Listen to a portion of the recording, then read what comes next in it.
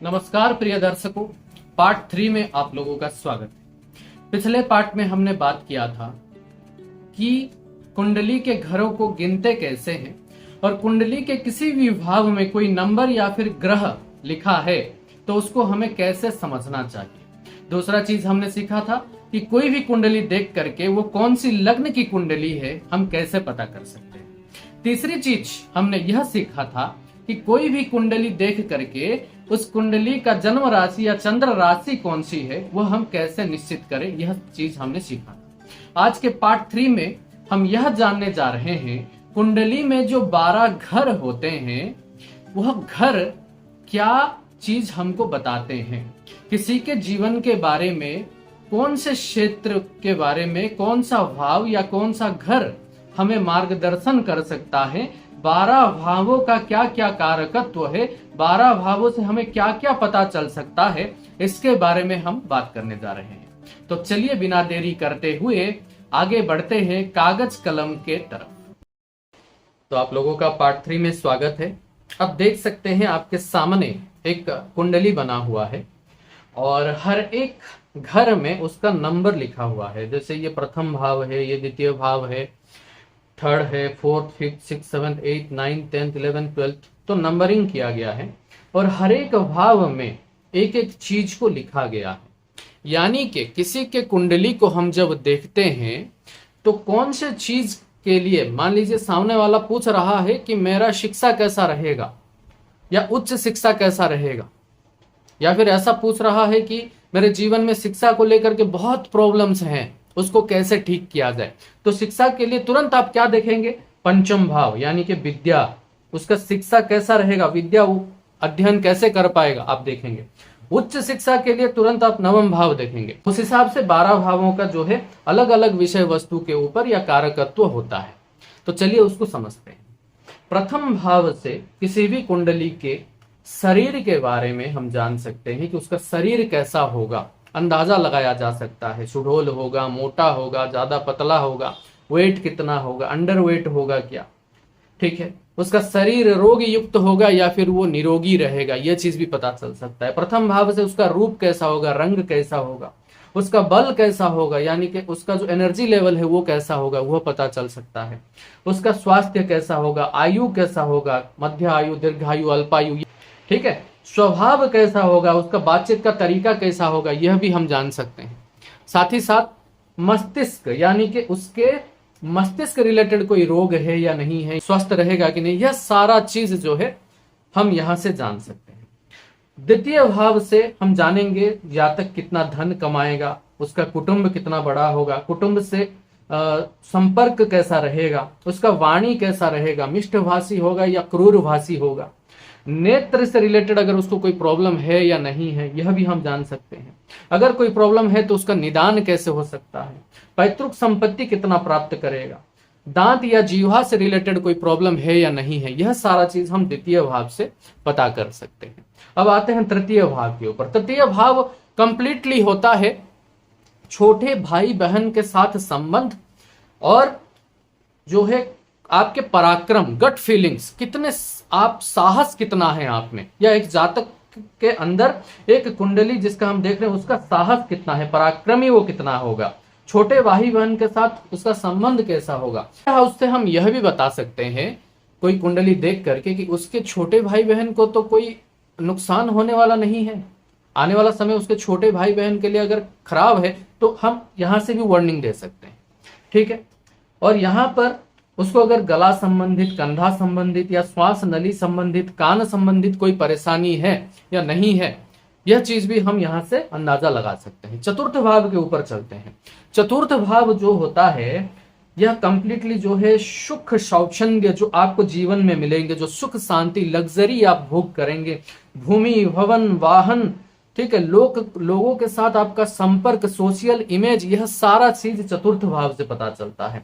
माता के साथ संपर्क, माता के साथ आपका जो मतलब कितने समय तक माता का साथ मिलेगा, कैसा मिलेगा, माता के साथ संपर्क कैसे रहेगा, यह सारा चीज हम चतुर्थ भाव से जो है पता करते हैं, ठीक है। जन्मभूमि के साथ आपका रिलेशन कैसा रहेगा, आप जन्मभूमि में बिजनेस या जॉब करके सफल होंगे या बाहर जाकर के सफल होंगे, यह सारा चीज हम चतुर्थ भाव से ज्ञात कर सकते हैं।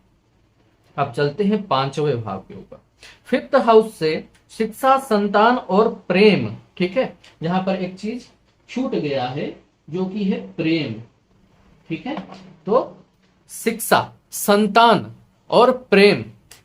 और एक कुंडली का इष्ट देव कौन है, किन की पूजा करने से ज्यादा सक्सेस प्राप्त हो सकता है और बुरा समय से निकला जा सकता है, वह चीज भी जो है हम पांचवें भाव से पता लगा सकते हैं कि शिक्षा कैसा रहेगा, प्रेम संबंध कैसा रहेगा, कितने संतान होंगे, संतान होंगे भी या नहीं होंगे।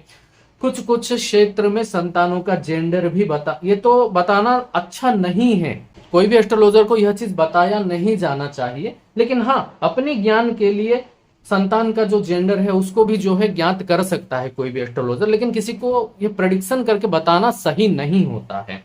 ठीक है, तो यहाँ से प्रेम के बारे में भी पता चल सकता है, पेट संबंधित कोई प्रॉब्लम है तो उसका निजात कैसे होगा, यह सारा चीज हम यहाँ से ज्ञात करेंगे।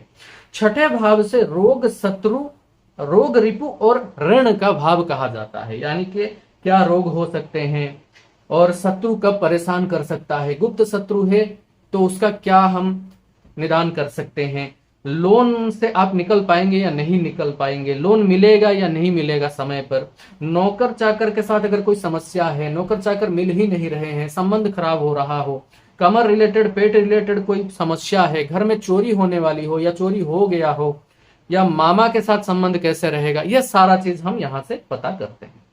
सप्तम भाव पार्टनर का भाव होता है, तो पति पत्नी का संबंध कैसे रहेगा, मैरिड हाउस इसको कहा जाता है, तो मैरिज लाइफ, आपका मैरिड लाइफ कैसा रहेगा, विवाह और पार्टनर, अगर पार्टनरशिप में कोई बिजनेस कर रहे हैं तो बिजनेस आप कर पाएंगे या नहीं, पार्टनरशिप में करना चाहिए या नहीं करना चाहिए, ये भी सप्तम भाव से पता चलता है। प्राइवेट पार्ट, जेनिटल जो हमारे ऑर्गन्स है उसका स्वास्थ्य यहाँ से पता चलता है, काम शक्ति, उद्दीपना जो होती है वो भी यहाँ से हम पता करते हैं।